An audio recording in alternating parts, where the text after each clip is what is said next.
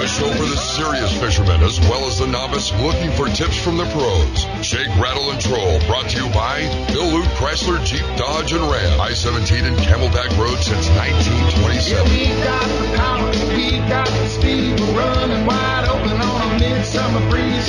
Freshwater, saltwater, watch out, boys. Bass Daddy Don's gonna make some noise. It's me and the boys gonna shake, rattle, and... Now, here's your host, saltwater fisherman, the man that fears no fish, Bass Daddy and Tournament Pro, Don McDowell. Yeah, man. Hey, I'm Don McDowell, going rogue today. Welcome to Shake, Rattle, and Troll. JK is in the house. Morning, Bass Daddy. JK, you have a new gadget on the camera. What are you doing? This is one of the more fun things that I've found in quite a while. I like fun things. Yeah. What you do is you take your iPhone and you slip this attachment onto it. Then when you're out there glassing and you see this enormous bull at 300 yards, you can take pictures of it, and it captures all the light. So you can. It's called digiscoping. You use your 15 by 56 Isn't binoculars. that illegal? No, very No, we illegal. tried that out at ASU and got busted. Well, That 300 yards, you can tell the one that got away? no, they don't get away from me, ever. No. No, but it's He'll very shoot cool. the legs out from under him. You can take I'm some just saying. oh, get off. You can take some really, really good pictures from a long ways away, and they're very crystal clear, which is really cool. I like it. Very It's a new cool. toy. Very cool. I've heard about that. Anyway, going around the table, we have James Allen from AZBW and WOT, which is not to be confused with Wide Open Throttle. Yes, it is. It is? Yeah, we're always wide open. I love you, man. Good morning. All right. You have brought some guests. I'm assuming they're guests. It's a crew. You know, I ran into these guys in the parking lot. I thought they belonged to you. Nah, I don't know these guys. In fact, who are you? Well, I just snuck in along with them. All right, let's do some Okay. introductions here. We've got Uriah from Cocopelli Trailers, and I'm going to let him tell you about these guys. Wait He's a minute, building a trailer Uriah for from them. Cocopelli? Yes. This is Shake, Rattle, and Troll. I don't need to have a third language to do my show. I've heard several languages on this show. Third world. Anyway, it's Uriah, and he's building a trailer for these guys. So I'll let Uriah tell you what it's all about, and these guys can talk Outstanding. about it. Good morning. Yeah, we build aluminum boat trailers. You here built in an Vail. awesome trailer, by the way. Thank you very much. And we're actually here to talk about Operation Restoration with Brian and Scott. And it's Scott's brother-in-law. And I know a little bit about it, but I'll actually let them. Well, we're going to get these guys introduced, and Okay. we've got a little bit of business to do before we get going. We've been talking about the offshore bite, and right now the offshore bite's absolutely stupid. We're going to change gears, go to downtown San Diego, aboard the sport boat Malahini. Captain Bill, what's happening? Hey, good morning, guys. How you guys doing this morning? You know, life so far on this Sunday is good. The weather is not as nice as downtown San Diego, but what are you guys up to? Where are you going? How many guys you got on board? We're out today with 42 anglers, and we're going to be fishing offshore, just outside the Coronado Islands. Nice. And fishing the past week has been exceptional, except for yesterday. I'm looking at the dock Yesterday, I count decided I wanted- yesterday. What was the matter with yesterday's count?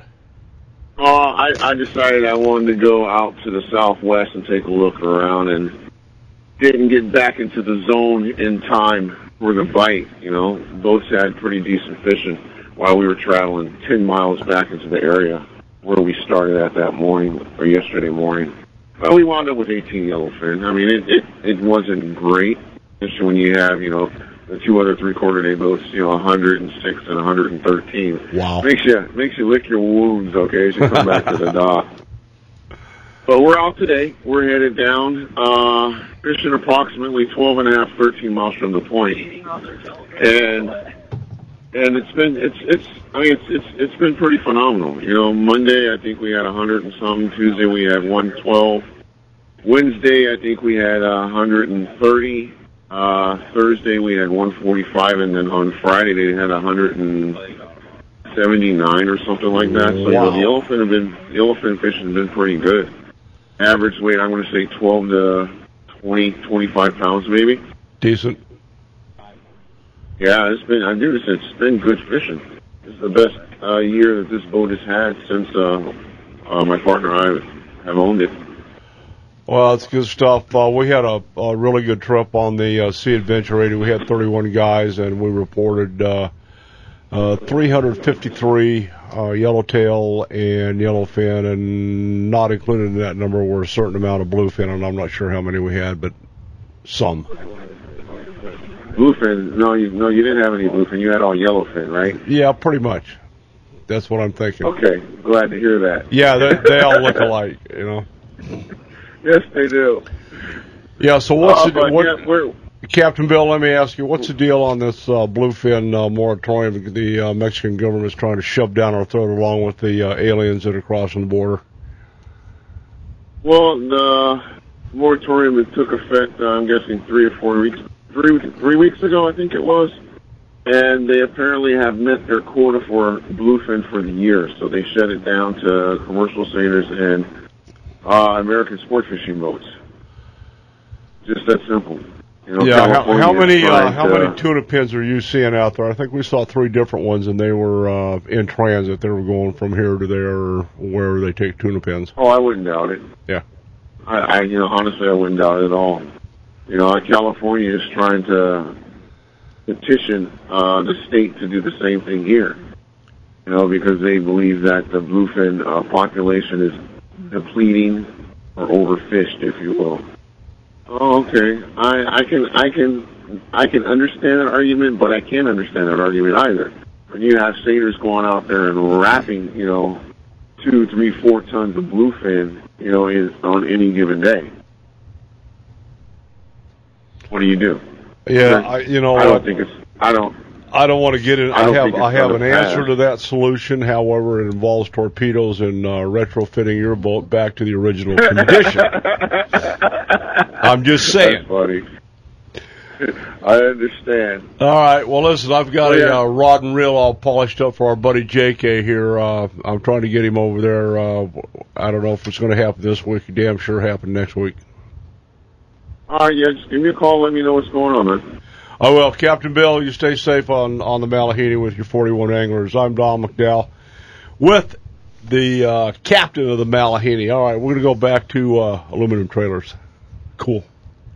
All right. Back to you, Uriah. Thank you. Yeah, so what we're here to promote is the Operation Restoration for Captain Beamer.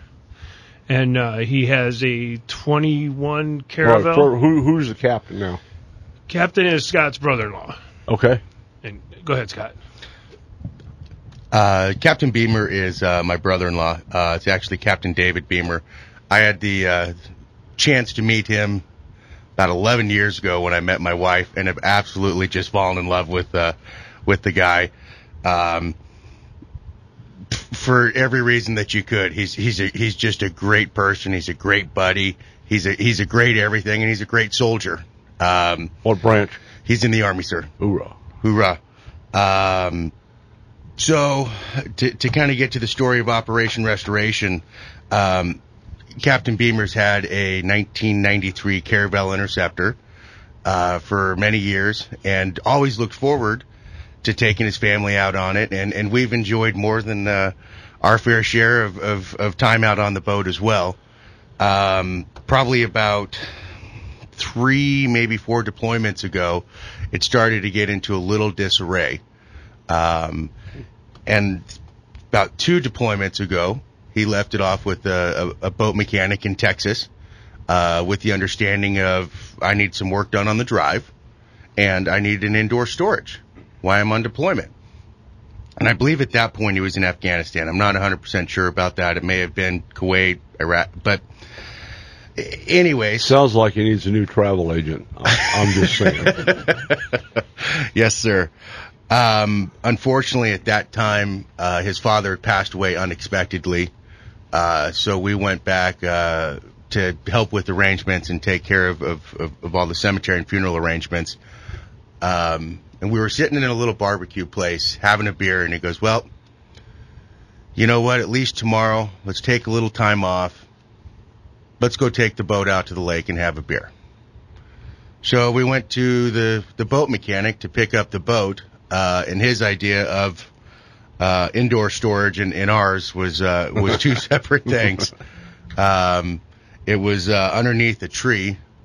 The drive was in pieces in the boat, and there was it's just succumbed to the elements.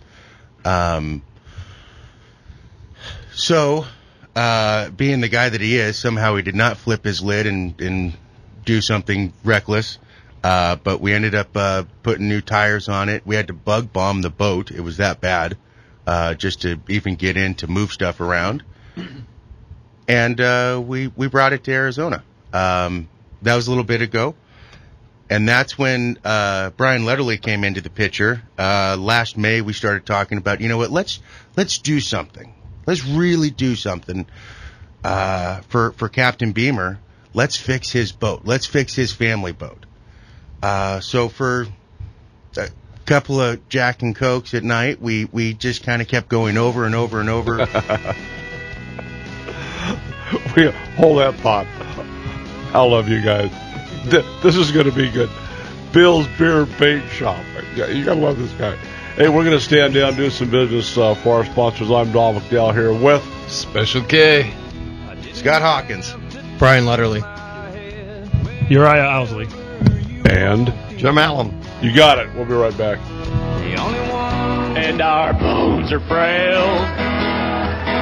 Yeah, years ago we were stealing bases. Now we spend our time having wheelchair races. Oh, all my friends have hip replacements. God bless you. All righty. Hey, God bless you. I did not know that your birthday was last week. Last Sunday. Why didn't you say something? You didn't ask. How old were you? Okay, let's go around. Hey, is today your birthday? How about you, Uriah? No? How about you? You got a birthday today? No. Gee. No, sir. I had one last week. God love you. Happy birthday. Thank you. Happy birthday. Yeah. I'm stunned. I'm stunned that I didn't know that, and B, I'm stunned about the song, and The song's cool. I'm just stunned today. Oh, good. All right, where were we? We're going back to this gentleman to my right who's telling us a fairly elaborate story about the boat from hell. Outdoor storage in downtown Texas. Yeah. It's a tree. Please, continue. Well, at that point, Brian Letterly and myself were sitting around trying to figure out what we could do and how we could have a big impact for Captain Beamer. And both Brian and I grew up on the water. I grew up maybe 20 minutes from Squirrel Lake with boat and tow. Nice. Same thing with Brian. He was a Bartlett guy. However, the thing that made the most sense to us was to fix his boat. However, it is a very big undertaking. But we started Operation Restoration at that point. We made ourselves a budget. And we've definitely gone over budget a little bit, but that's the nature of boats. But along the way, and we're still moving forward on this. Captain Beamer should be arriving sometime mid-September, and he has no idea we're doing any of this. By the way, Sounds like you need to hurry. Yeah, we are. How far along on the boat are you? What are you doing to the boat? Well, aside from the drive, restoring the entire boat. Really? Yes. Exterior, interior, the floor, mechanical, new trailer, seals, everything. We're restoring the entire boat, guys. Absolutely. Well, there's some sentimental value to the boat. Okay. So we that was definitely an option. We definitely thought about that. But you decided to return her to her former glory. Yes. That sounds like something James Allen would do. So before Scott starts talking about who's helped out, main reason why I wanted to jump in on this, obviously Scott being a good friend and Captain David Bieber putting his time in and doing what he does so we can enjoy our everyday deals. Boating to me is one of those things that when I go to the lake, whether it's in a canoe, hot boat or a cruiser or whatever. When I get to the water, everything you goes haven't away. mentioned bass boat. Let me interrupt. So canoes, pain in the ass. Runabouts, pain in the ass. Hot boats, pain in the ass. Jet skis? You name it. Here we go. You name it. All right. I'm just saying. We're members of PETA here. Nice.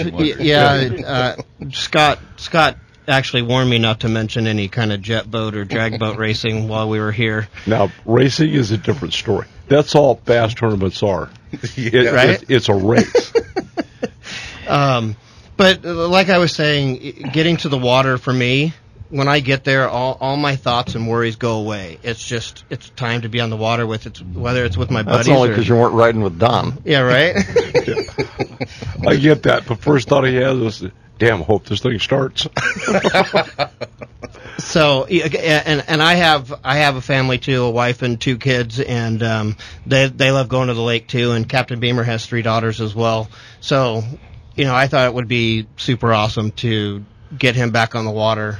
Because he comes back and he's thinking about all that stuff back east, and this would be able to clear his head. So yeah, I get that. We're kicked in and helping as a sponsor to a certain degree. Heroes on the Water. We did our second event with these guys, and they have. I'm going to leave it at disabled soldiers, and that's a wide, broad stroke term. They put the guys in kayaks, and they don't have to fish. They can if they want to. They can go paddle around, or they can just sit there. And it's, like you're talking about, excellent therapy. Especially at the end of the day, we have hamburgers, no hot dogs, but, pretty good meal. And these guys have turned out, there are some very, very, very avid fishermen and some good ones. So next week we're making a presentation, just so you'll know, James, Mustang MT100 inflatable horseshoe vest for these guys. So it's all good.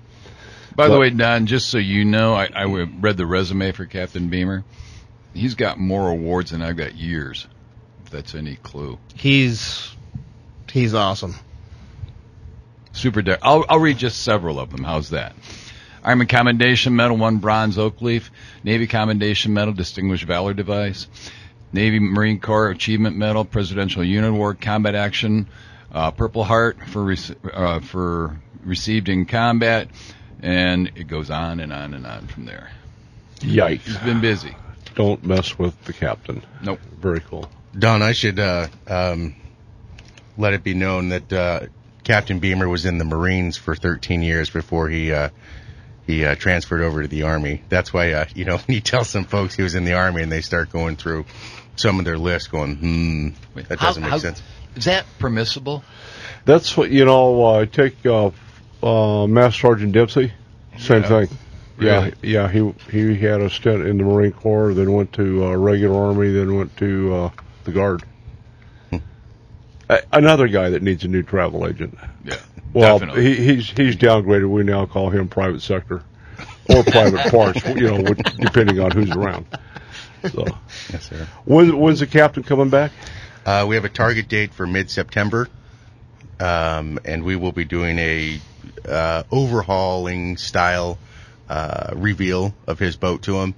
Cool. And we're going to bring all the folks that have donated, whether it be their actual cash or their time and effort, as Uriah has from Cocopelli Trailer, Paul Gulo from Gulo's Garage, Brandon Larson from Bytor Truck, Ron Baker and Robert Strickland from the Jet Boat Store. All these folks truly have brought back some faith in humanity here for me. I mean, just as far as really how far they're willing to go and what they're willing to do. Absolutely. For a stranger, for an absolute stranger. What else do you guys need for this boat to get it completed? Well, what we need right now, more than anything, is more donations. We came into a couple of problems that I was unaware of in the motor. So again, Ron Baker and Robert Strickland are taking care of that. However, even as beneficial as folks are with helping out and donating their time and effort, parts still cost money. Right now, we've raised well over $7,000, and we're about $2,400 from our ideas of finishing it up. The last thing I'd like to say real quick is we also have Brady from Mesa Boat Restoration, and he's really done a great job as well. Yeah, boat break out another 1,000. I'm restoring 6 of them. I certainly understand this. There's never an end to it. There's always more stuff. So, cool. The question for you, Jim, are you going to live long enough to see the end of the restoration project? That's my plan. My to-do list is so long that I don't have time to croak. So yeah. My question. We actually got one of them done. Who's going to clean up that mess? I willed it all to you. Oh, perfect. I actually got a call from Ed Hale yesterday. One of the Scorpions is done. So nice. Yeah, we're making progress there. We'll have it out on the wall. Will that be the second one that's completed? Yes. Okay. Nice. Yeah. All righty, we're going to flip in and thank some of our sponsors. When we come back, we'll finish this up. We've got 3 soldiers to honor roll call this week, unfortunately. I'm Don McDowell. We'll be right back.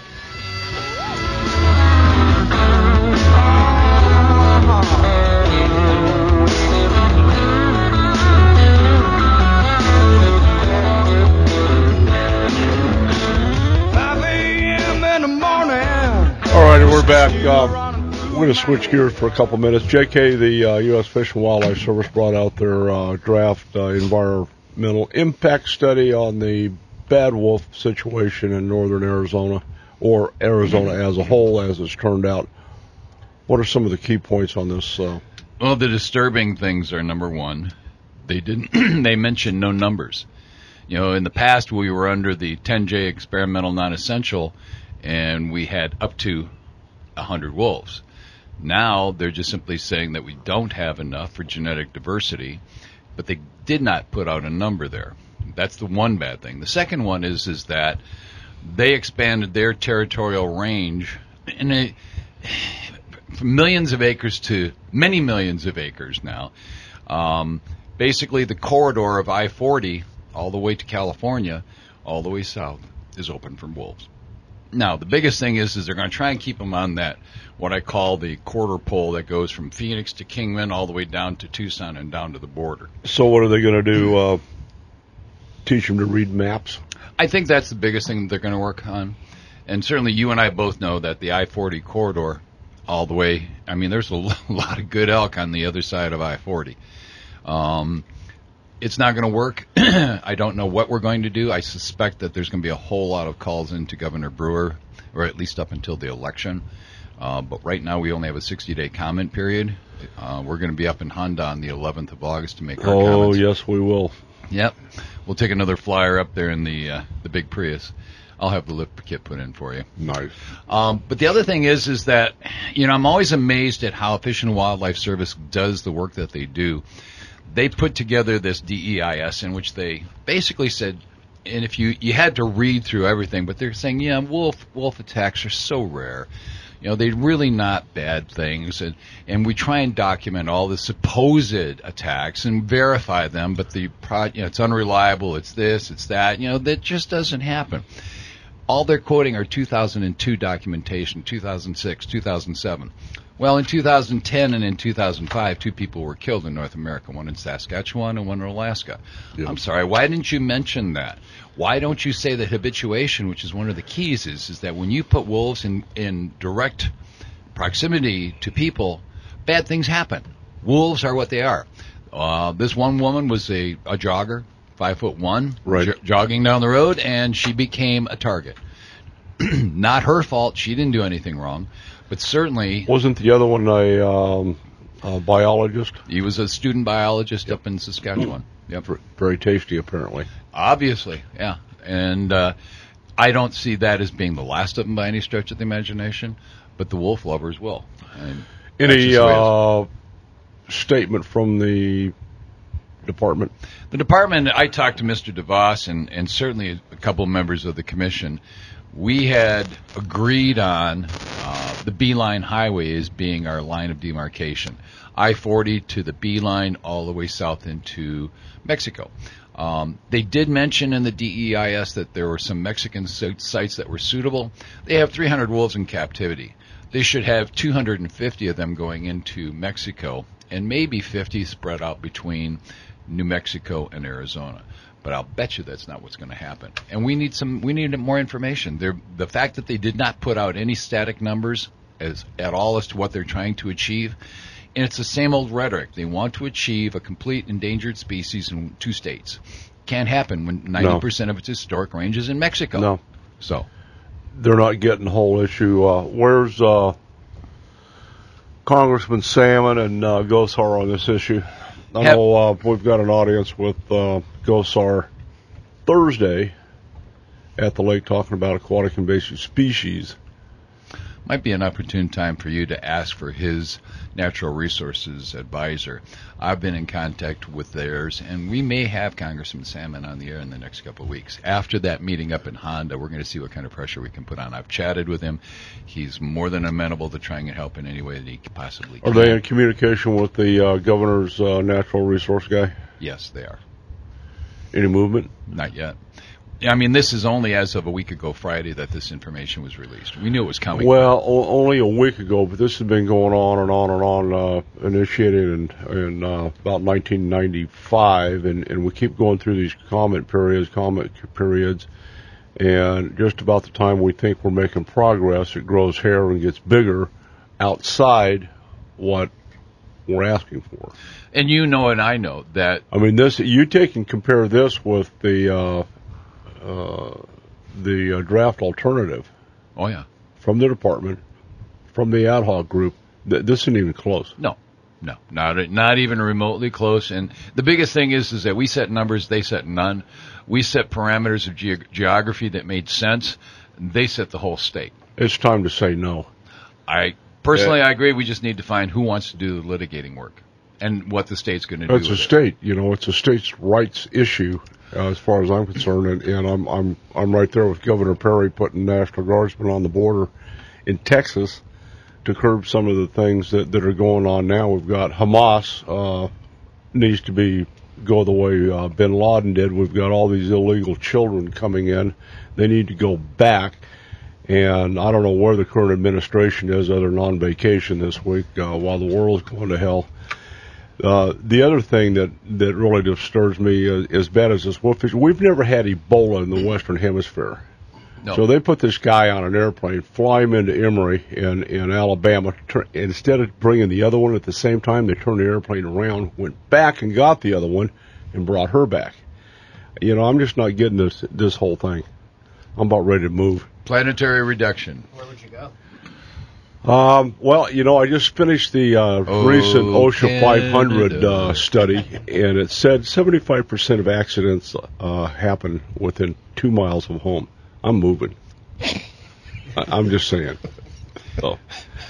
And I'm seldom within 2 miles of home. I'm thinking about a 120-foot tuna boat and just go. You go to Alaska, I'll go to Canada. It's all good. I'm thinking Costa Rica about this, I've got acreage for sale there. Well, yeah, they're recently put in a moratorium on hunting. You can't hunt. No hunting. Where do you have property in Costa Rica? I love it down there. Oh, my best friend's got 100 prime acres that he's cleared and has roads put in, and he's waiting for people to buy lots to build on. Really? Yep, and it's on the western edge, and you got a great view of the ocean from there. It's high up. My dad spent 5 years down there. I love it. I saw a picture of you. Wasn't that with that one lady? Yeah, okay, yeah. Thanks, JK. Well, yeah. That's... Yeah, I should have known it wasn't safe around here. JK, what's the next step on it? I know we've got another damn comment period, but... It's a 60-day comment period. And I suspect that if sportsmen had any smarts at all, which I'm not really accusing us of having a whole lot of them. Well, we're good at raising money, but these guys are not good at, it's like the angling community. They bitch and complain, and the only movement that I've seen in the last 20 years is the Gila County Roundtable meeting over in Tonal working on Roosevelt. Guggenauer's leading that up, and they're doing a good job over there. But we're starting to hit roadblocks. And it goes back to the same thing. It's Tonto National Forest. It's damn forest, the Fish and Wildlife Service. The Fish and Wildlife Service is going to do what they want to do. We need to convince Governor Brewer. We have the commission's agreement already. We have the department as well. We need a plan of action, and that action is the state has to file a suit against the federal government. End of story. No more questions about it. You have to give us a definitive number, and you have to go by ours. And we have every right to litigate that in front of a federal judge, because what we're doing is not our policy right now, the one we have established, is reasonable. What they're trying to do is unreasonable, and I guarantee you that I-40 corridor is only a fictitious one, and it's only set up for a minor period of time because they want them in the north of the Grand Canyon. Everybody's been screaming Yeah, they about get that. up on the North of the Colorado, we're good. Kaibab Plateau. That pristine, one-of-a-kind deer herd is Gone. history. Yep. You can put them on the strip, and you might as well just kiss it goodbye. Can we follow this up next week with Matt Salmon or his natural resource guy? I'm more than happy to do that this week. We're going into the election. We've talked to a couple of the gubernatorial candidates, and I'm not sure that they're getting it. Congressman Salmon gets it. He does. Yeah. But I'm not too sure about the Natural Resources Advisor, but I will know by the end of this week. I'll give you documentation next Sunday morning. And again, I know McCain doesn't get it. He can't, he's wrapped up in his own world right now. Yeah, he was. He was up there throwing a fit. Shame on you. And it's like, shame on you? What about shame on you, McCain? We'll leave that one alone. He's part of the damn problem. No. He needs to go. I mean, we need to clean house, and I think turn the whole situation over to the National Rifle Association. And all right, somebody give him his meds now. Okay. All right. Back to you guys. I got to tell you, you guys built one hell of a trailer. Thank you. Absolutely the best on the planet. I agree. Yeah. You guys do great work. What kind of trailer are you building here? Is obviously a tandem. How big is this boat? It's a 21 foot. Okay. So the trailer we're building is we call it a 21-23 6600 GVW. So it has a GVW is including the trailer. The trailer weighs about 800 pounds. So it'll carry 5,800. It has aluminum wheels, radial tires. We're going to polish the I-beams so they're nice and shiny. Nice. All LED lights, V-torsion axles, aluminum bunks. So, aluminum bunk brackets, stainless steel hardware, things built to last forever. What's the retail value of that trailer? About $4,800. Nice. All righty, hold that thought. We'll come back after the first of the hour and finish up with Captain Beamer, his boat restoration project, a worthwhile cause. When we come back, we're going to visit with former Lieutenant Vern Bagley, project we remember on a couple of different issues, one having to do with more government malfunctions on the VA. I'm Don McDowell. Special K. Scott Hawkins. Come on. That's a representative from Bill's Beer Shop. Brian Letterly. Uriah Owsley. Jim Allen. Who puts him up at night? Just out of curiosity. Himself. Ooh. We'll be right back.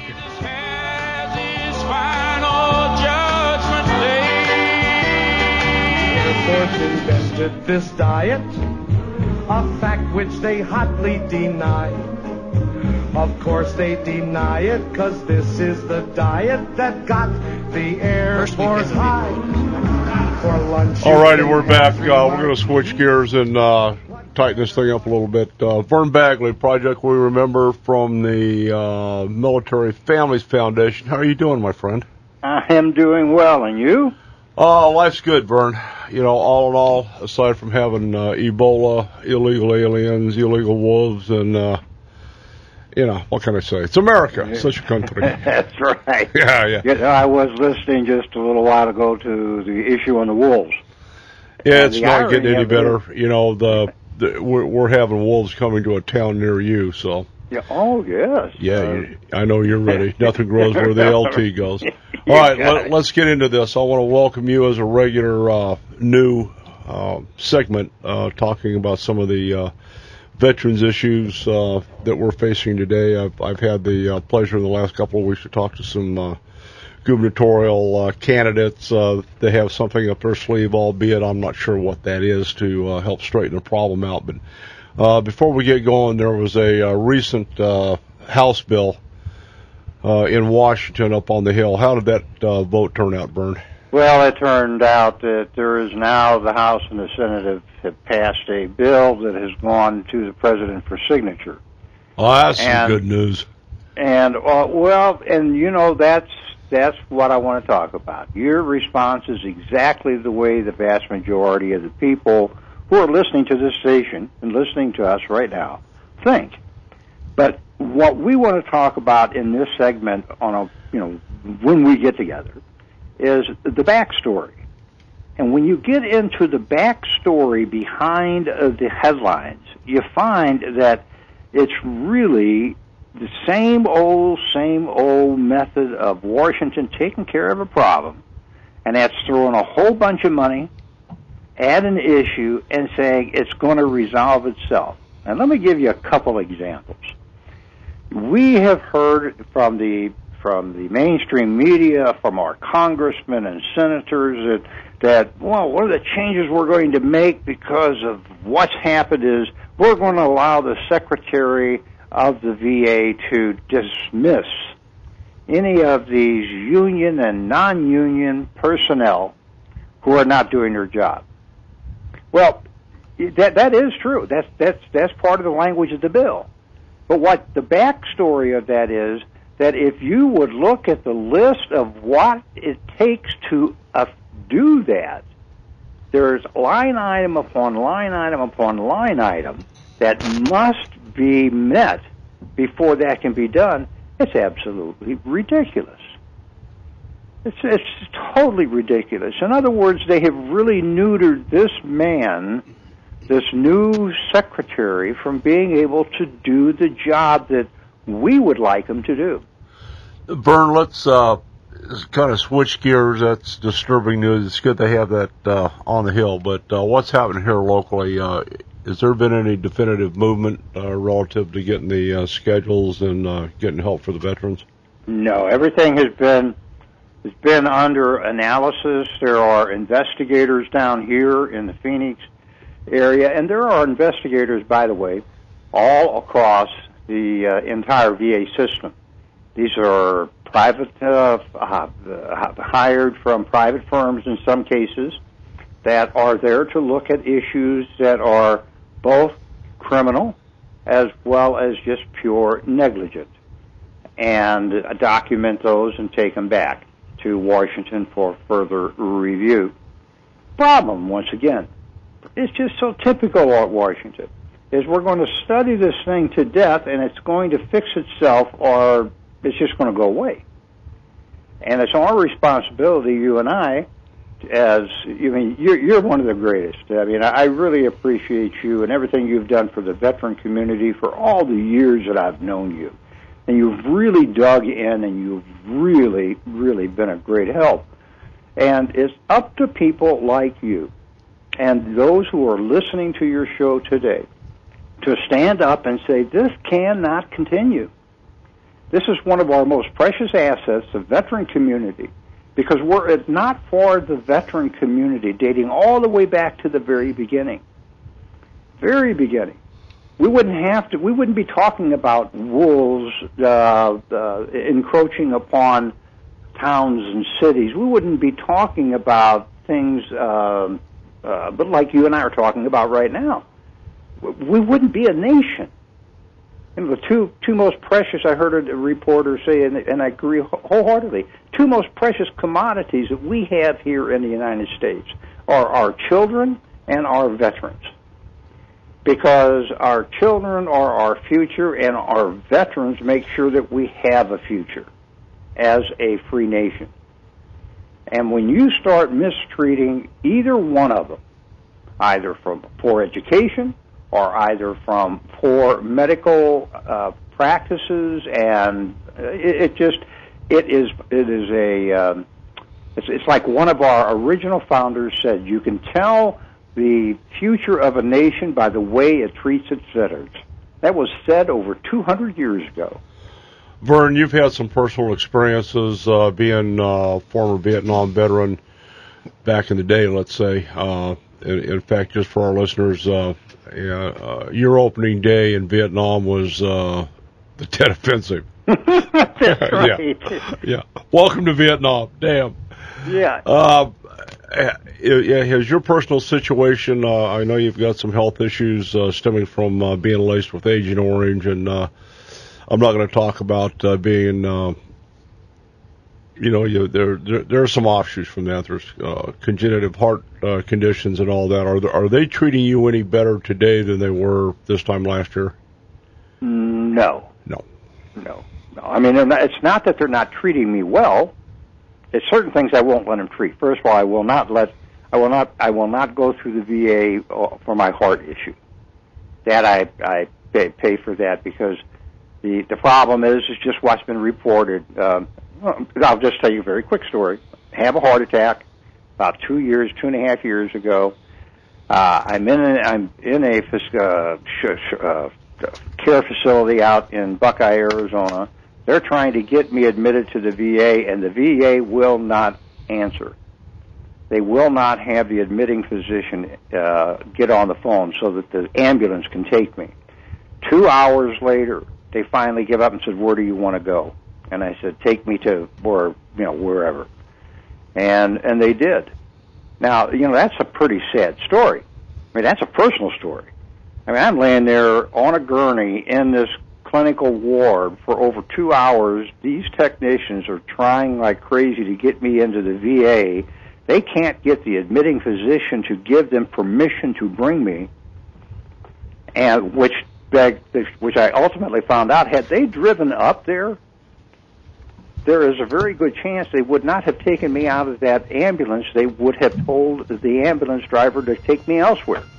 Vern, I want you to stay with us. We'll follow this up next week. We have to do a roll call. Okay. And as you and I have talked about, roll call moving forward will be presented by the Military Family Foundation and Project We Remember. The roll call for August the 3rd today starts off with one of three soldiers, Army. Private First Class Donald A. Hamilton Jr. died July 24th, serving during Operation Enduring Freedom. 20 years old, out of Kenosha, Wisconsin.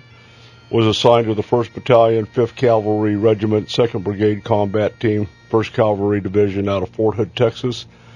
Died on the 24th of July at Brooks Army Medical Center, Joint Base San Antonio, Texas, from an illness sustained in Ghazni Province, Afghanistan. We don't know what that is, but we'll talk about that if there's time at the end of it. John? Army Staff Sergeant Benjamin G. Prang died July 24th, 2014, serving during Operation Enduring Freedom. He was 30 years old, of Hickman, Nebraska. He was assigned to the 1st Battalion, 12th Infantry Regiment, 4th Infantry Brigade Combat Team, 4th Infantry Division out of Fort Carson, Colorado. He died in Marigal, Calais, Afghanistan, of wounds caused by an improvised explosive device. Army PFC Keith M. Williams died July 24th, 2014, serving during Operation Enduring Freedom. 19 of Visalia, California, assigned to 1st Battalion, 12th Infantry Regiment, 4th Infantry Brigade Combat Team, 4th Infantry Division, Fort Carlson, Colorado. Died July 24th in Marigal, Calais, Afghanistan, of wounds caused by an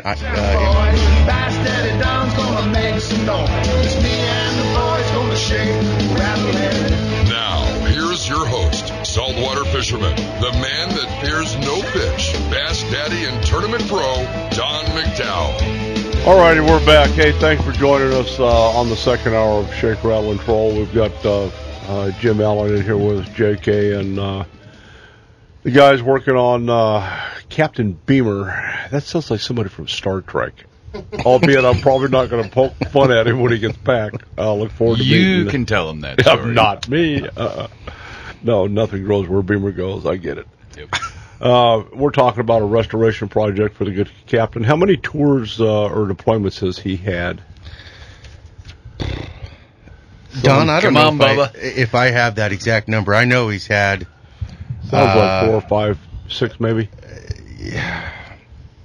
At minimum. Yeah. I mean, again, he's been in 19 years. Okay, I'd say 6. Yeah, at least. Yeah.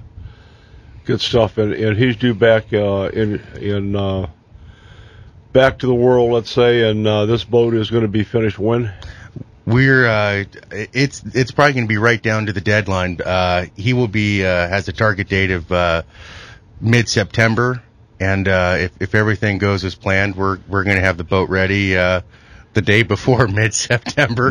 Nice. And that's our plan right now. The boat right now is with Robert Strickland and Ron Baker of the Jet Boat Store.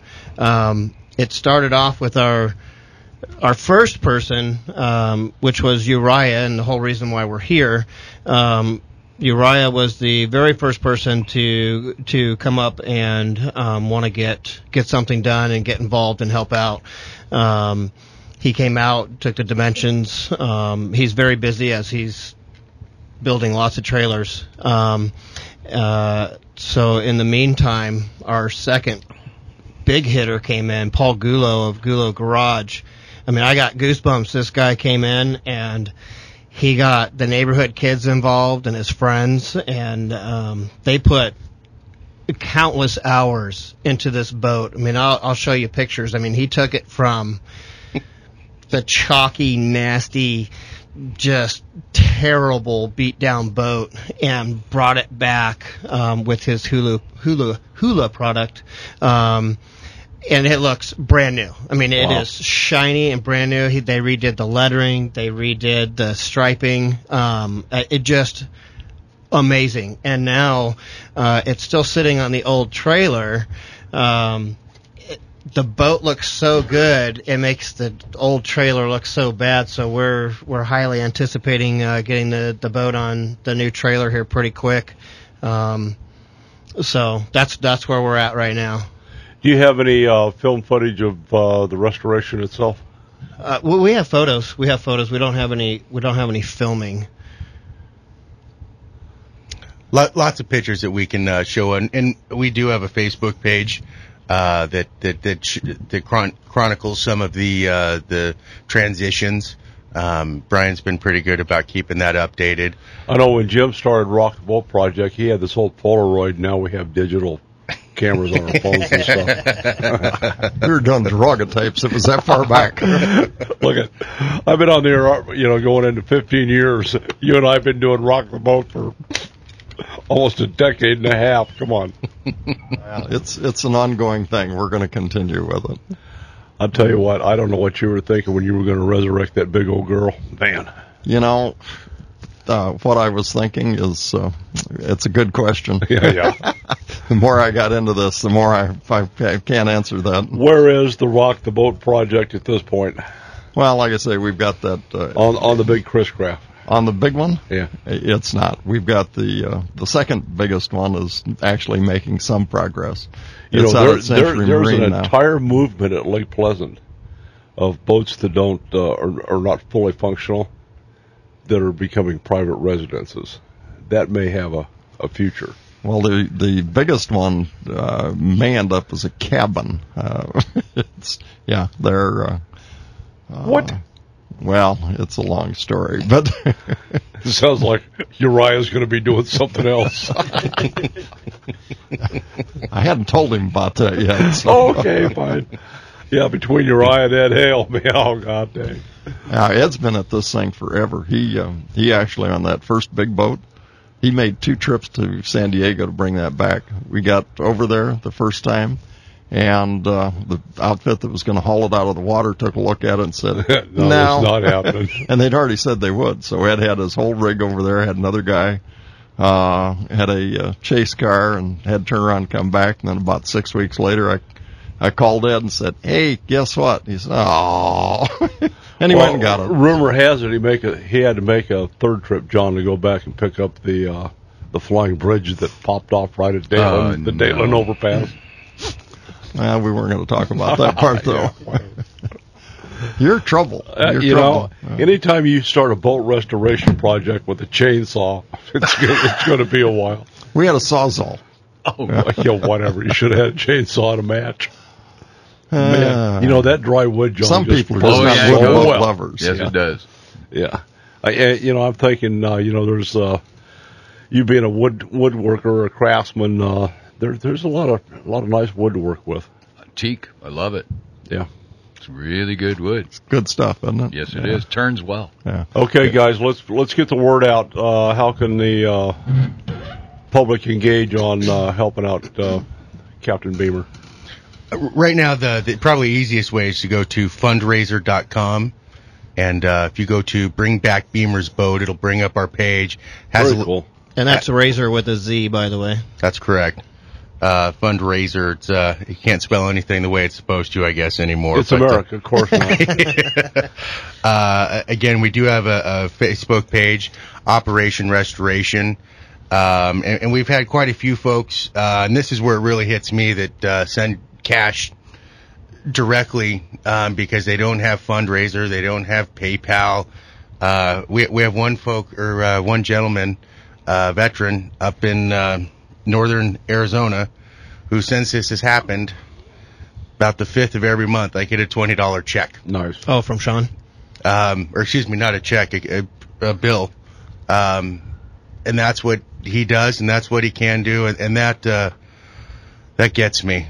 But I get, if it's easier for folks to send check or cash, it's 7317 East Greenway Road, Scottsdale, Arizona, 85260, and that's addressed to Scott Hawkins, Operation Restoration.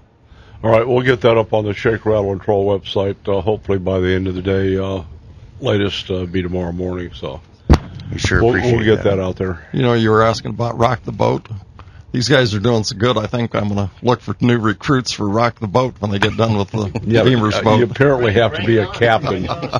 We still got 6 of those to go. So. Well, that's pretty cool. Let me ask about the trailers. What's the largest boat trailer you guys have built? 48-footer. Wow. That's a big trailer. Yeah, man. That's for a 48 fountain. You ought to see their trailers, man. They're awesome. You know, and to me, that's one of the biggest pet peeves about owning a boat. You know, you can do this and that to your boat, keep it in pristine condition. You drag your boat down to Apache Lake one time, and it looks like it's 20 years old. Just hate it. Just hate it. I had Amp Upholstery go through the hot rod, and that was the last. That was after the boat got wrapped, and Sean did a great job on that, and we did the seats up there, and Amp did such a stellar job. In fact, Fast Track did as well. And like you guys are talking about, you're sitting there, you got your hot rod sitting on this crap trailer. Mm-hmm. So we had it scrubbed down and flat satin black paint, and I'm still, you know. You go down I-17 or somewhere. You got to go home and get all the little tink marks out of it. So it's just crazy. Yeah, it's an ongoing issue. A boat's just a big hole in the water you throw money into. So anyway, we're going to stand down. When we come back, we're going to go to downtown San Diego. Yep, where the weather's always nice, and talk about the fish count for yesterday with Rick at H&M Tackle Shop. I'm Don McDowell with Special K. And Scott Hawkins. Brian Letterly. Uriah Owsley. Jim Allen. we'll be right back.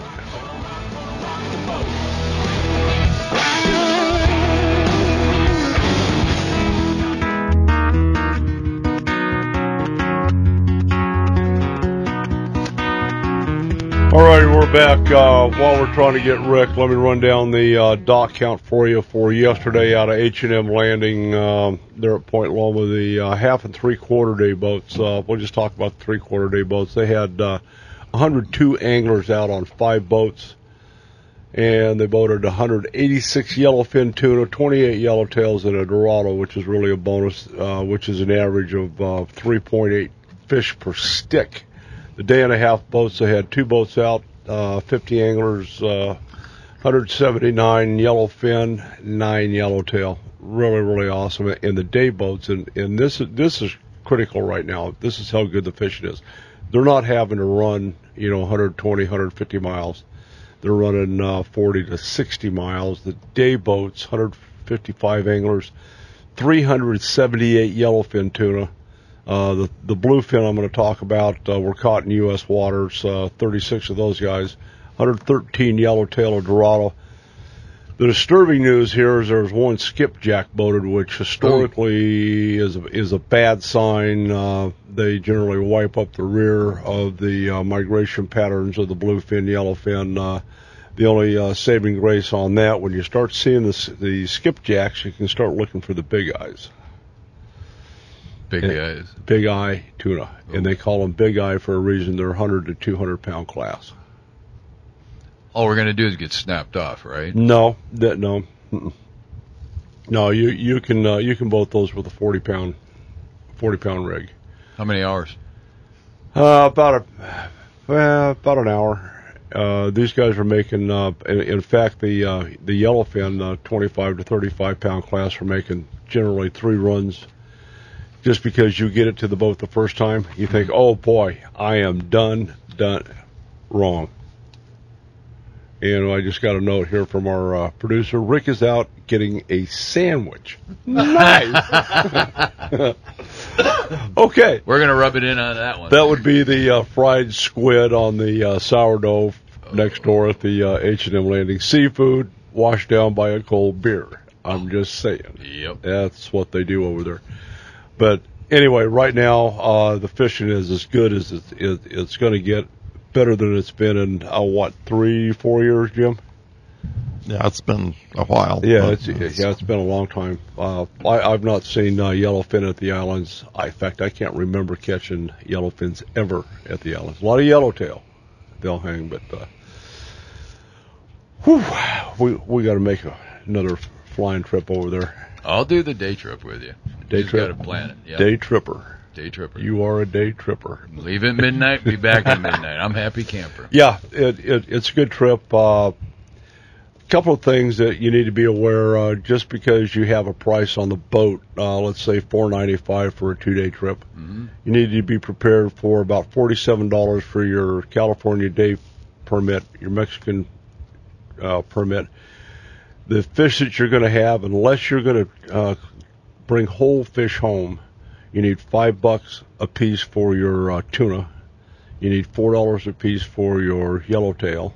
And you need a handful of cash for your snacks and drinks and beverages on board. There will be a $20 fuel surcharge, and most of the boats have a $20 jackpot. Oh, really? Yes. And if you get there early, there are lots of accommodations around the landing where you can spend some money.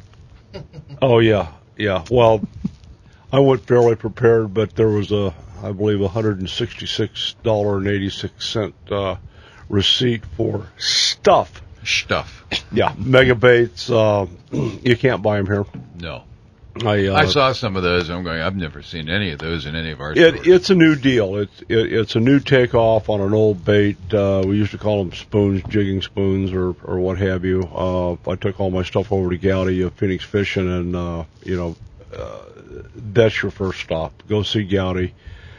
They'll respool your rig, clean, grease, lubricate your reels, which you need to do because your brakes and your drag system are going to be overly stretched, overly taxed, and these 35-pound yellowfin that we're talking about, even the 25-pound, they'll burn line off, and we talked a little bit about it last week. Guggenauer built me a bait caster and said, "Here, take this and go throw it into the yellowtail." I go, "Nah, I don't think so, James."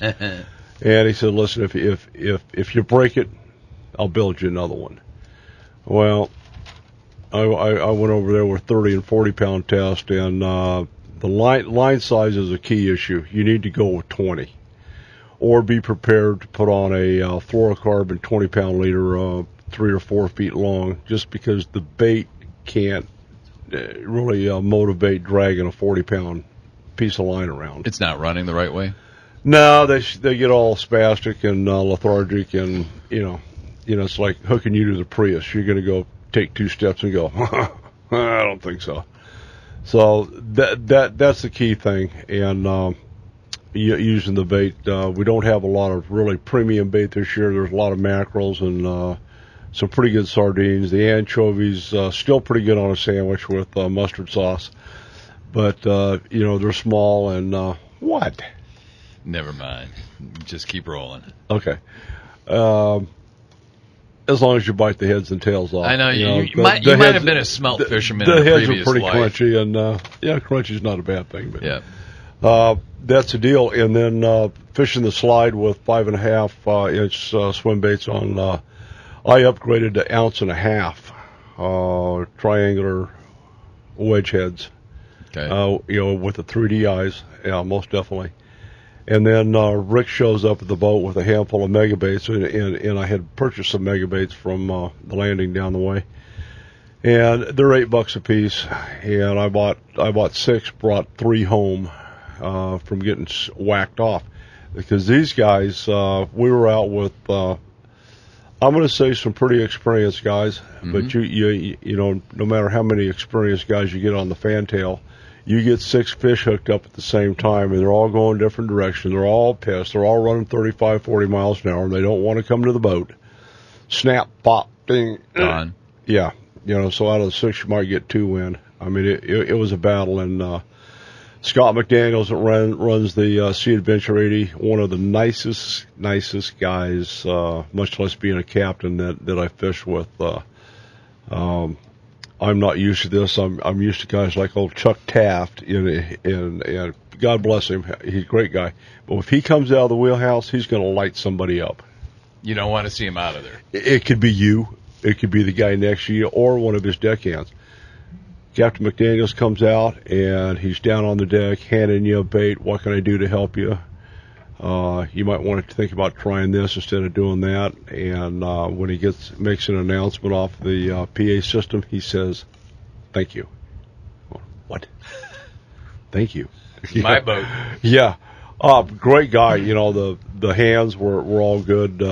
Pat can attest to that. Donna can attest to that. And if a guy hadn't caught a fish and he did get hooked up and it apparently was a big fish, we got into some, I'm guessing 60 to 80 pound class bluefins, some big bruisers.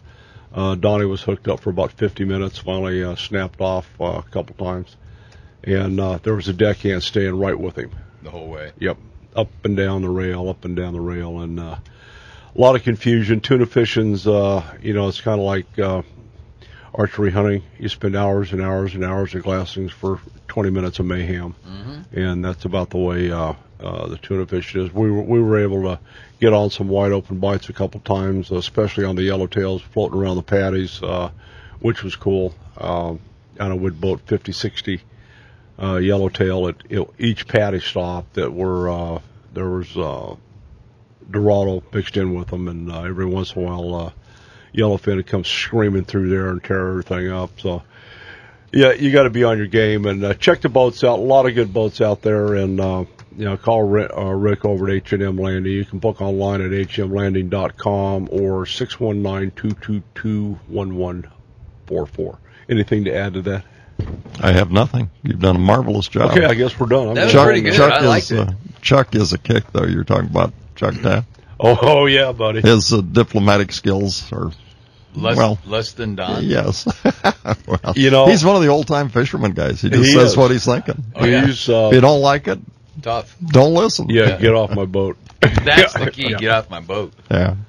Yeah. Well, those old-time fishermen out there are neat guys. On behalf of his attitude, these guys live and die by numbers. How many numbers that boat brings in. And if you're down there goofing around and he sees you, he's going to correct you so that you get that fish on board. It's all good. So, having said that, when we come back, James Guggenauer, Rim Country Custom Rod Report, and I'm sure he's going to have something to say on the bad wolf. So, having said that, we're going to stand down. Thank Bill and Chrysler Jeep Dodge, home of the Motor Trend back-to-back champions, the 1500 Ram. I'm Don McDowell. Special K. Scott Hawkins. Brian Letterly. Uriah Owsley. Jim Allen. We'll be back. We did that well. Nice. Damn. in the grass. Left my truck at the boat ramp and my boat is full of gas. My old boss thinks I'm sick today. He won't have me to harass, 'cause I'm out here on the river and he can kiss my big old bass. Kiss my bass. Yeah, man, that only means one thing. James Guggenauer from downtown Payson, like San Diego, where the weather is always nice. What's happening, James? Hey, good morning, Don. And the weather is nice. It just a half hour ago stopped raining, but it's been raining for the past 12 hours up here. Sweet. Where's your bull elk today? Has he made it through the backyard? Haven't seen that guy in the last couple of days. Maybe one of those cows knocked some sense into him. No, he's getting ready to start rubbing off that velvet. That's what he's doing. We're talking male mentality here. You just can't fix it. Yeah, that's true. That's true. It's a genetic defect. I admit it. All right. Before we get started on the fishing report, I've seen your response to a letter that I haven't seen, or an article being posted by the Payson Roundup. What's your take on that? Well, you're right. There was an article in Friday's paper, and it's talking about wolves that will be released into rim country and specifically into Payson. And pretty good article. It's got a lot of facts in it. Unfortunately, there are several just propaganda type things. It's the same things that we've been hearing about the wolves, the pro-wolf position for several years, that these wolves will not have an impact on the landscape, and we really don't know exactly what the numbers are, but it's all really low. And all that stuff has been documented as not being true. It's all just propaganda. So I'm going to reply in probably a letter to the editor and try to at least acknowledge or point out some of those errors in the article. Who's the author of the article in the Payson Roundup? Is that Pete? It was Pete Alshire is the editor of the paper, and he wrote it. Is Pete going green? Pete has been green. Everything I've read from him is green, green, green. Let's go talk to him. He needs to be talked to. The good thing is, though, he points out about the meeting that J.K. alluded to earlier on August 11th. I just can't encourage people enough to go to that meeting. It seems like the only thing that makes any kind of impression on the U.S. Fish and Wildlife is if people are there in big numbers and they see that, it seems like they might actually think about what they're doing a little bit more. So we encourage everyone to get to that meeting at the Hyundai Conference Center on August 11th. James, we've been down this road time and time again. We've had meetings. We've shown up in numbers. We've had an inordinate amount of high number of comments. We've made phone calls. We've sent emails, and just about the time we're feeling good about it, they come off this crap. We have to start it all over again. My question to you is, what are we going to do this time that was different than the last time that's going to make an impact on these people? Well, you're right. You certainly can't dispute anything you're saying. I'm hoping either two things. One is that we can get some of our politicians engaged here. I really believe that since this is congressional-type legislation, that's where it needs to start. If we can get more people in the state of Arizona and New Mexico involved from a political standpoint, we might be able to make inroads there. The other one is some type of legal action that puts it on hold until more reasonable minds can find some kind of neutral position here. Well, that needs to start with impeachment at the White House. Not sooner or later, but on Monday. I mean, you figure out what's going on. We can't even control our borders with the people that are coming across, much less damn wolves. Yeah, I agree. And what you're explaining is exactly the feeling that a lot of people have, that the U.S. Fish and Wildlife is just not listening to anybody who's going to be impacted by these wolves, no matter how much testimonial, no matter how much factual information is out there. It just kind of falls on deaf ears. Well, we'll definitely be there in force again on the 11th or whatever day the meeting is. It's the 11th. It's Monday. The 11th? Yeah. Hey, but on a brighter note, yes, please.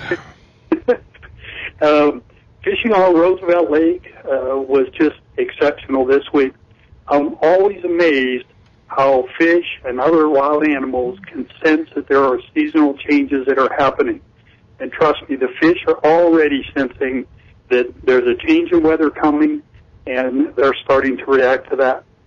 Last week we talked about fish that are suspended in very deep water, feeding on balls of shad that are out in the middle of the lake.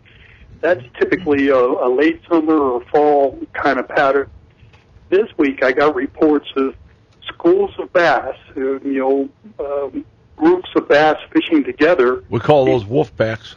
Wolf packs chasing shad up into shallow areas. That's definitely a fall and summer kind of pattern. Now, it's not happening in big numbers. These are guys who are spending 3-4 days a week on the water, so they see these things when they start happening right away. So that's a good sign. I mean, the fish understand that. Certainly the elk and the other animals understand the change is coming, and they're starting to react. But it's just early indications of what's going to happen for the next month. For this past week, Cincos, robo-worms on a drop shot, and large curly-tail worms on the Carolina rig were still the best reports. However, I was told that if you're going to fish, you want to keep a super fluke. A lot of guys know what that is, a little artificial bait, the one with a blue back. You want to keep that tied onto your rod. With black specks? Yeah, this is a pearl color. Yeah. But they're pretty popular, and a lot of guys, you're right, Don, a lot of guys will actually put some marks on there. I've seen them put some red lines and some black lines and things like that on the fluke. But working pretty well, especially if there's topwater action going on. Okay, hold on. JK's getting that look on his face that we all know and love. That Magic Marker City? That would be a Sharpie with a black dot right there on the gill plate, a red dot right under the chin. Yep. Thank you, James. Hey, now the crappie fishing is also holding up here. The last couple of weeks, guys are reporting 20-plus crappie in an outing, and an outing for a lot of these guys is from 8 o'clock in the morning until noon. Everybody's fishing the same bait. It's called a little fishy, and it's a 1-inch minnow-looking fish on a 1/16-ounce jig head, and they're dropping it right into the brush. I mean, it can't be on top of the brush. It can't be beside the brush. It's got to be in the brush. Come on, we've got to rename that. That little fishy, really? Mm-hmm. That just sounds so weak. It's right up there with Prius. Little fishy. Hey, you can knock it off. That's 3 Prius intonations, and you're riding in it next week, so be nice. I'm all in, man. All right. I'll bring my knee pads. Hey, Don, I'll keep my cell phone on if you need me to pick you up in the truck on the way up. Oh, man. James, you would be amazed at the speeds at the not over the speed limit, but going up the hill. I'll take you on a curve any day in your truck, Mr. Guggenhauer. On a curve? Yes. Straightaways, forget about it. That's no fun. You slide off the road into the mud, I'll go get you, JK. There you go. Okay, enough. One more thing on the trout fishing. I spent 3 days up on the rim last week, and I went around and I hit lots of the lakes up there, the trout fishing lakes, Big Lake and Sunrise and Crescent Lake. And I can't tell you how excited anglers are about the trout fishing program that Arizona Game and Fish has. Every angler I talked to expected to catch a limit that day. It was just a matter of fact, I'll get a limit here in about an hour. I've been doing it for the last month, and I'll do it for the next month. So great feedback on that. I asked them what kind of baits they were using, and for the most part it was crankbaits, power baits, worms, and dry flies. And but a good program. It was just fun seeing lots of people out there fishing those lakes. Hey, Jim, what's the lake level like up at Big Lake and Sunrise, both of them? They're down a little bit, but I'll call it not bad. Okay. You can definitely launch boats from both of them. You back in a little bit over the dirt, but good water up there. The big thing is in the summer they get algae blooms up there, and a lot of times that chokes off the fishing, and guys get concerned about it. I was walking along the shoreline looking specifically for that, and there's some there. I won't say it's not there, but I've certainly seen it worse in other years than what it is this year. What about the Mother Lake lake level this week? Lake level is 40%. Wow. And I was just checking the flows because of all the rain we have. It's amazing. As hard as it rains and as long as it rains, you don't see the flows picking up all that much in the salt or the tonneau end. Well, yeah, it's absorbing into the ground right now. It was bone dry. I mean, it was like really, really dry up there. You had powder. You had 3 inches of powder on topsoil. Right. So the tonneau is still not flowing. The Salt River this morning is flowing at 200 cubic feet per second, but that is still only 60% of its normal rate for this time of year. So every drop is precious, and we'll take whatever we can get. But mercy, we need a lot more than we're getting for sure.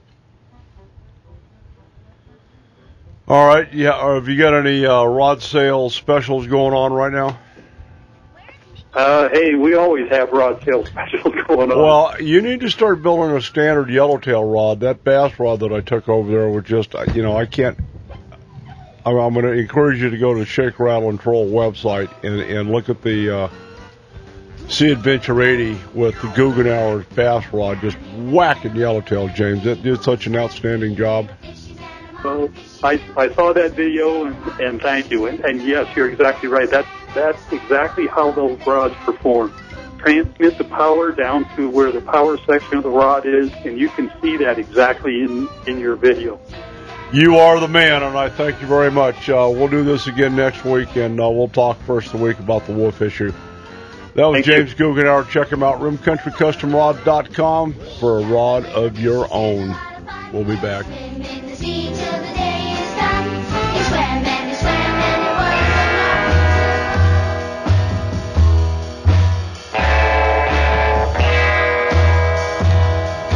Okay, we're back. We're going to get this thing wrapped up and get on with our day. Is NASCAR running today? I'm suffering from jet lag. Mikey didn't call you, but he should have last Sunday.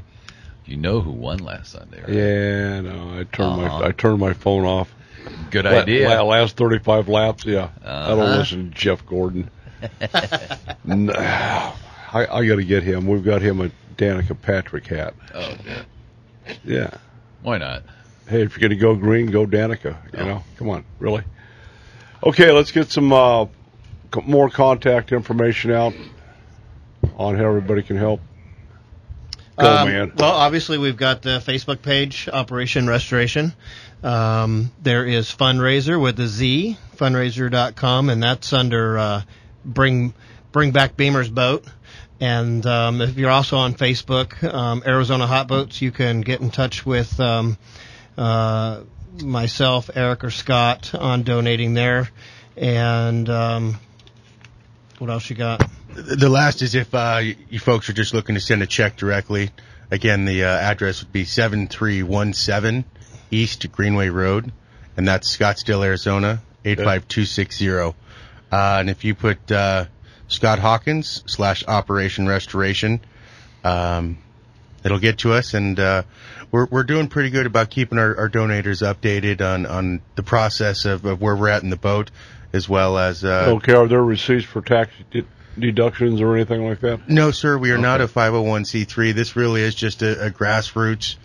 Let's get it done for a soldier and get it done. And Uriah, how about all your contact information? And again, my hat's off to you guys. Build some damn nice trailers. Thank you very much. We also have a Facebook page, Kokopelli Trailers. Go to kokopellitrailers.com. We have a contact page where if you're interested in a trailer, you can fill out all your information, the options you want on the trailer, the boat info, and we'll submit a form submission back with a quote. Or you can call us at 602-256-1300. We will get all this posted to the website hopefully today. Where's your shop located physically? We're 1424 East Broadway, which is basically 16th Street and Broadway in South Phoenix. Okay. What's the background information on the Kokopelli name? Kokopelli was, when I was trying to come up with a name for it, I came to visit Arizona about 5 years ago, and 4 years ago I moved out here. And From where? Florida. Central Florida, Ocala. Why? Come on, I'd much rather live here than Central Florida. And sell Kool-Aid on Saturday to go to Florida. Come on. You're whacked. That humidity. Have you ever fished down there? Yeah, I have. And? I don't like it. Oh, okay. So with the Kokopelli is kind of a Southwest thing. It's bearer of good luck. It's a guy goes around, plays music, has a good time, and it was available. I saw that guy up in Grants Pass, Oregon, playing a guitar and a tambourine on the corner by the Laughing Clam. Yeah, I know that guy. Kokopelli was his name. Yeah. Okay. That's all good stuff. Well, anything to add on your behalf, Mr. Allen? Oh, we always have stuff. We're, I don't know if you've seen the last few issues. We've got Captain Dave Esparza. He was on your show a couple of weeks ago. I had at least 50 issues that I personally touched every single one. Yes. Oh, you're delivering papers. That's yes, good. Sir. Yes, thank you. I need an end or two for my bicycle. You need a new fire. bicycle. I know. No, I figured that was the bicycle's good. I brought him a bike in here one day for his deliveries. So. I still have it. A nice red bike. Yeah. But anyway, he's doing a safety article on us each month, so that's kind of cool. And we've got Frank Jackson. He's kind of an expert on Mexico and Panama. He's going to be doing a monthly thing for us on San Carlos. Got some fishing tournaments coming up down there he'd like everybody to know about. We have seriously expanded our distribution the last few months. We're probably in almost every town in Arizona. Nice. Las Vegas, going back into Mexico again with the distribution. And, of course, Southern California. Well, with that kind of distribution, would you be opposed to putting some of the issues on the bad wolf issue? No, do whatever you want. The part there that interests me, there are a lot of parts that interest me, but the one that I think needs to be talked about is the money that's being spent for this stuff and where it's going. It hasn't been that much, seriously. I mean, it was $32 million for all 73 wolves. Well, that's not a bad. You break that down per wolf. Huh? Yeah. So $500,000 wolf. Half there was another $60 million that went missing. Let's say that was to put the ones that were in Yellowstone and Idaho. It doesn't matter. No, I knew that would be a hot button.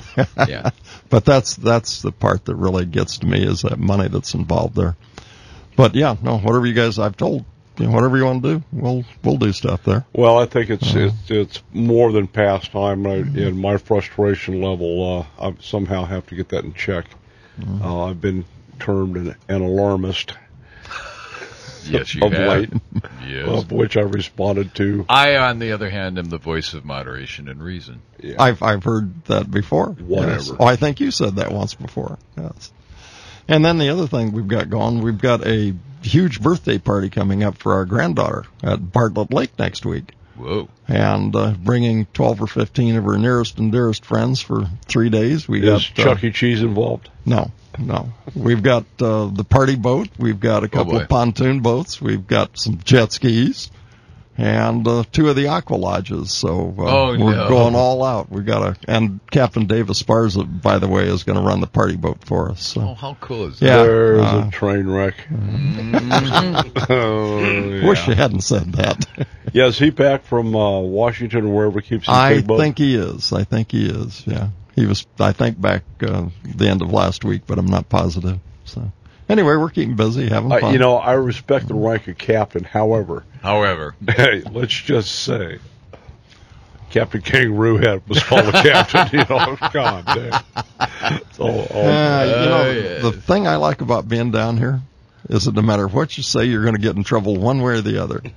Nobody gets off the hook. Lately, I spend almost one entire day answering emails and defending the stance that we've taken with the government, the Fish and Wildlife Service, on some of these issues. all the invasive species, whether they be land or aquatics. I think, I kind of feel like we're making a difference. We have audience next Thursday with Congressman Gosar on the quagga mussel. Hopefully, we can get an audience on the bad wolf, let's say. Is there, over the years, is there any branch of the government you haven't taken on at some point in time? Department of Agriculture. Oh, no, they're on it. No. Okay. Feral hogs. Yeah. That's true. I'm just saying. Okay. All righty, we're going to get this thing wrapped up. Speaking of feral hogs, if you have had an encounter in Arizona on a feral hog, we have a hotline. We have a feral hog hotline. Yes, you can go to shakerattleandtroll.com.